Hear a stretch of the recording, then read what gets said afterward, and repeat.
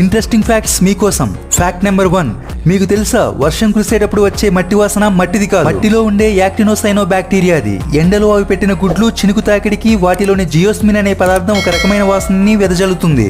Fact number 2, 1932 శీతాకాలంలో Niagara జలపాతం పూర్తిగా ఐస్తో గడ్డగట్టింది. ఫ్యాక్ట్ నెంబర్ 3, 2022 సంవత్సరంలో దాదాపు 2 లక్షల మంది మార్స్ మీద నివసించడానికి అప్లై చేసుకున్నారు.